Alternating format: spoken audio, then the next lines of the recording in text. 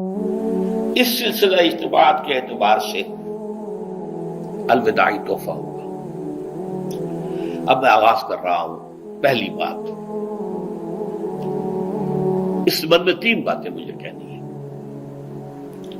سب سے پہلی بات یہ کہ زندگی کی سب سے بڑی حقیقت موت ہے۔ ہم بھلائے رکھتے ہیں، اپنے ذہن سے اسے دور رکھتے ہیں، لیکن واقعہ یہ ہے کہ زندگی کی سب سے بڑی حقیقت موت ہے۔ خدا کے منکر پیدا ہوئے ہیں، لیکن موت کا انکار کرنے والا تو کوئی پیدا نہیں ہوا۔ اس لیے میں نے آیت آپ کو سنائی، کل نفس ذائقۃ الموت، ہر سی نفس کو موت کا مزہ چکھنا ہے، ہر جاندار کو موت کا مزہ چکھنا ہے۔ ثم الینا ترجعون، پھر ہماری طرف لوٹا دیے جاؤ۔ تو زندگی کی سب سے اہم حقیقت موت، اور موت کے بعد رجوع اللہ، آخرت، یہ سب سے بڑی حقیقت ہے۔ ایک حقیقت سب مانتے ہیں، سب جانتے ہیں، دوسری حقیقت کے اوپر پردہ پڑا ہوا ہے۔ میں نے اس اعتبار سے نوٹ کیا، یہ الفاظ قرآن میں 3 مرتبہ ہے، کل نفس ذائقۃ الموت، ہر جاندار کو موت کا مزہ چکھنا ہے۔ انبیاء اس سے مستثنا نہیں رہے، رسول اس سے مستثنا نہیں رہے، اولیاء اللہ مستثنا نہیں رہے۔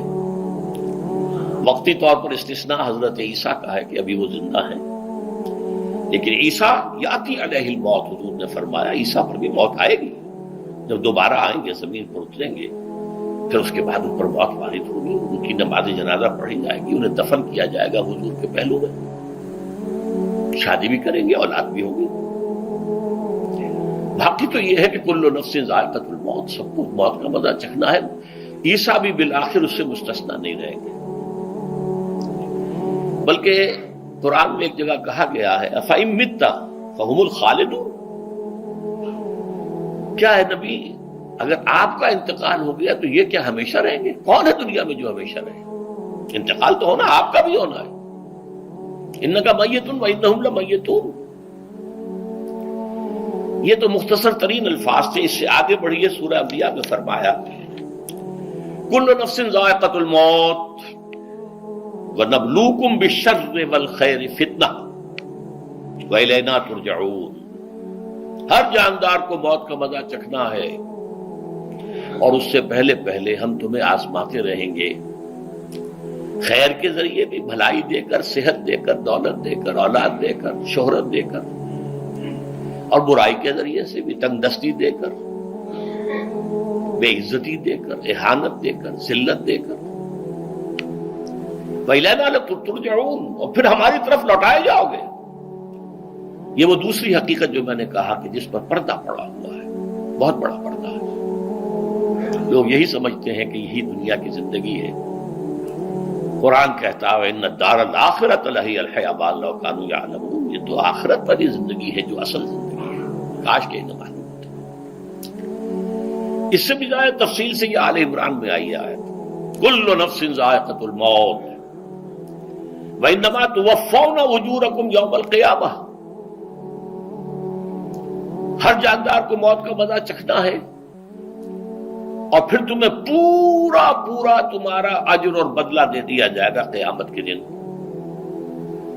فَمَنْ زُحْزِحَ عَنِ النَّارِ وَأُدْخِلَ الْجَنَّةَ فَقَدْ فَازَ، جو کوئی آگ سے بچا لیا گیا اور جنت میں داخل کر دیا گیا، وہ تو کامیاب ہو گیا۔ اللہم ربنا اجعلنا منہم، اللہم ربنا اجعلنا منہم، اللہم ربنا اجعلنا منہم۔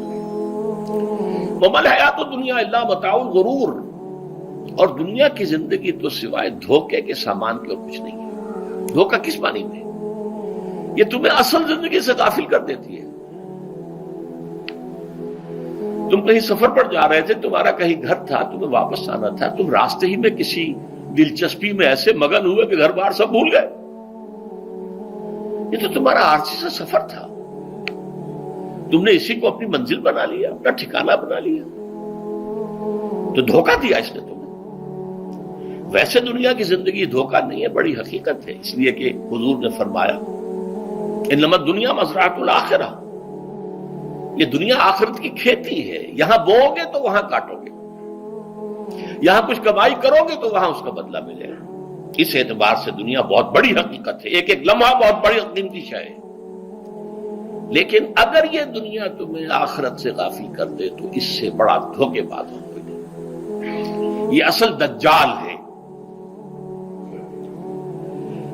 میں نے تقریباً 60 برس کی عمر کو جب میں پہنچا تھا تو موت کا انتظار شروع کر دیا تھا۔ میرے قریبی احباب کو معلوم ہے، میں کہتا رہا، یہ بھی کہتا رہا کہ بھائی میں اپنے حصے کا کام کر چکا ہوں، جتنی صلاحیت اللہ نے دی تھی، جتنی بھی میرے اندر استعداد تھی، میں اس کو بھرپور طریقے پر استعمال کر چکا ہوں۔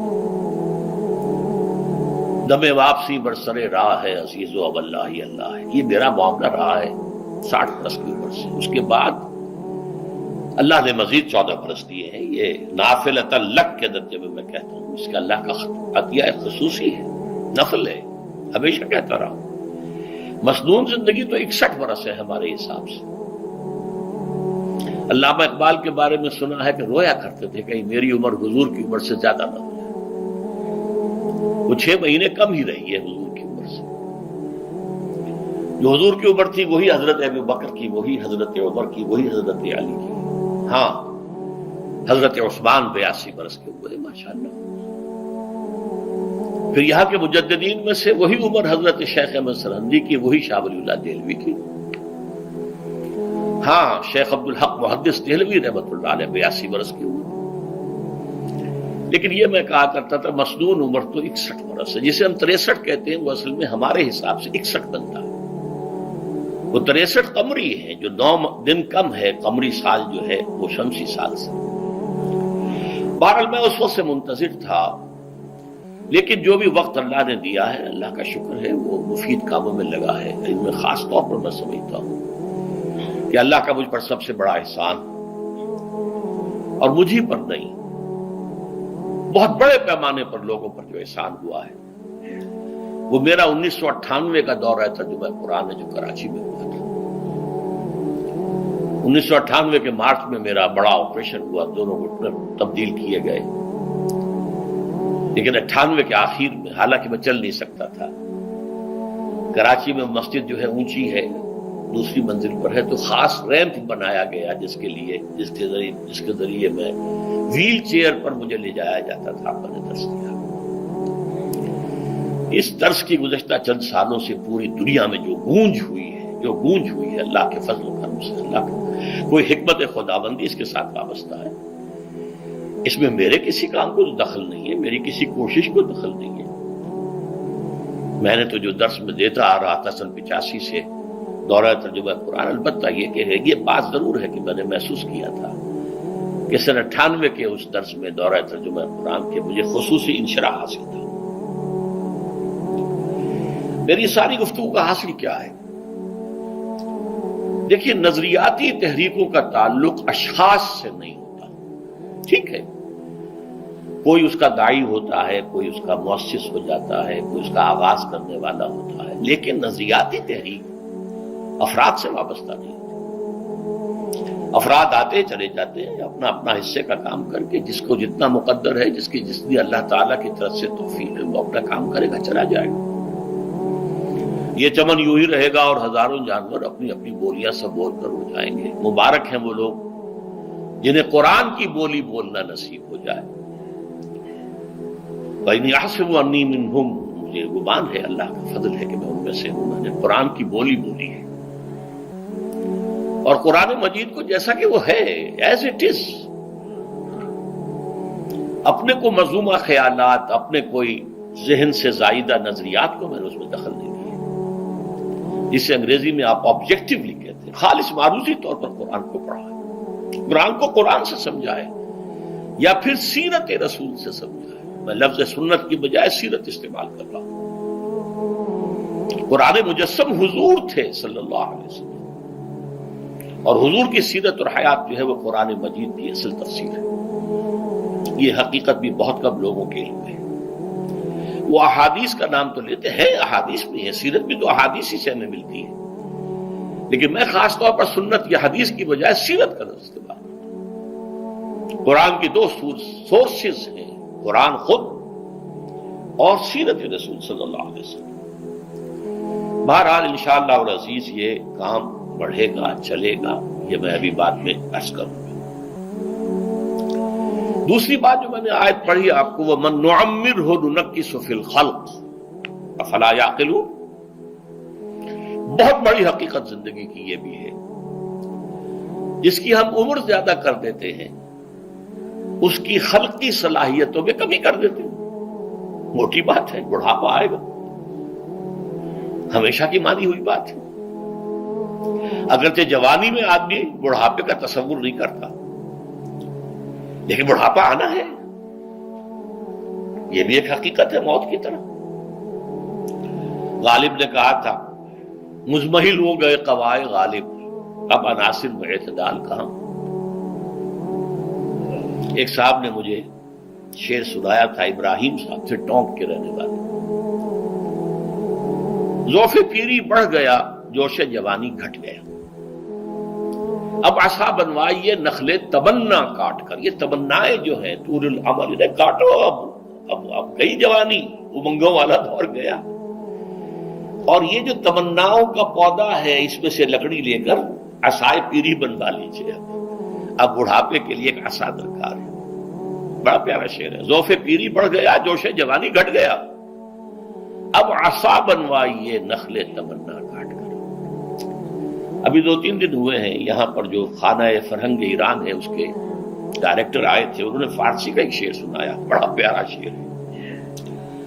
در جوانی گفتم کہ شعر شعر است اگرچہ پیر بود۔ جوانی میں میں یہ کہا کرتا تھا کہ شعر تو شعر ہی ہوتا ہے، چاہے بوڑھا ہو جائے، بوڑھے ہونے سے اس میں کیا فرق واقع ہو جائے، شعر شعر است گرچہ پیر بود۔ چوب پیری رسیدم، جب میں خود پیری اور بڑھاپے کو پہنچ گیا، دیدم، تو مجھے یہ بات نظر آئی کہ پیر پیر است گرچہ شعر بود، بوڑھا بوڑھا ہی ہوتا ہے چاہے وہ شعر ہی کیوں نہ ہو۔ تو یہ بڑھاپا جو ہے یہ زندگی کی دوسری بڑی حقیقت ہے۔ اس کا ایک اثر تو سب کو معلوم ہے، قوائے غالب جو میں نے کہا، بڑھاپے کا عام نتیجہ جسمانی ضعف، سب جانتے ہیں، لیکن مجھ پر اور کچھ اور لوگوں پر بھی خاص طور پر اس کا جو ایک اثر ہوتا ہے، یہ مجھ پر ہوا ہے، وہ ہے یادداشت کی کمزوری، اور یہ میں کئی سال سے محسوس کر رہا ہوں۔ میری پرانی یادداشت بڑی مضبوط ہے، قوی ہے،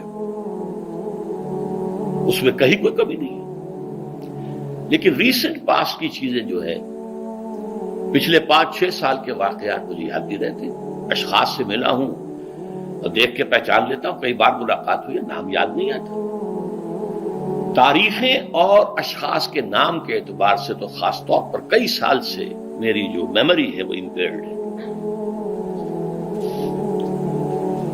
اور میں محسوس کرتا رہا ہوں کچھ عرصے سے کہ عین تقریر کے دوران محسوس ہوتا بلیک آؤٹ ہو گیا،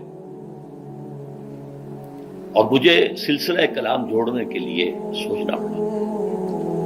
بعض اوقات 1000 کروڑ مرتبہ بولے ہوئے الفاظ غائب، اب چاہے کتنا ہی زور لگا لوں وہ لفظ یاد نہیں آئے گا، ہاں تھوڑی دیر کے بعد خود بخود یاد آ جائے گا۔ میرے اس آپریشن سے اب کچھ عرصے پہلے تک جو میری تقریریں یہاں ہوئی، ان میں بہت سے لوگوں نے نوٹ کیا، میری تقاریر میں اب وہ روانی نہیں رہی تھی، وہ جو کراس ریفرنسز آیا کرتے تھے، جس کی بنا پر ایک مولانا عبد الکریم پاریخ صاحب تھے ناگپور کے، انڈیا کے، مولانا علی میاں کے وہ خلفاء میں سے، انہوں نے تفسیر بھی لکھی ہے قرآن کی، وہ ایک مرتبہ لاہور آئے تھے، تو مجھ سے بھی ملاقات ہوئی، میرا درس بھی سنا، پھر یہاں وہ ایک دینی ادارے میں گئے، وہاں میرے خلاف باتیں ہو رہی تھی، تو انہوں نے کہا بھائی اس شخص کی کیا بات کرتے ہو، اس کے سامنے تو معلوم ہوتا ہے کہ قرآن کھلا ہوا ہے، جہاں سے چاہے لے لے، پھول کھلے ہیں گلشن گلشن، لیکن اپنا اپنا دامن، تم کیا بات کر رہے ہیں اس کے بارے میں۔ تو عبد الکریم پاریخ صاحب کی وہ جو تاثر تھا وہ صحیح تھا، کراس ریفرنسز کا آنا، القرآن یفسر بعضہ بعضا، اس میں بہت کمی آ گئی۔ بہرحال اس کے علاوہ تیسری چیز ہوتی ہے بڑھاپے میں ریزسٹنس کی کمی کی وجہ سے عوارض. بلڈ پریشر کا میں مریض ہوں اور کوئی 25 برس سے ہوں، شوگر کا میں مریض ہوں اور کوئی 5 برس سے ہوں. ایک خاص برس جو مجھ پر آیا ہے آج سے 4 سال پہلے، اس کی ایک تاریخ ہے.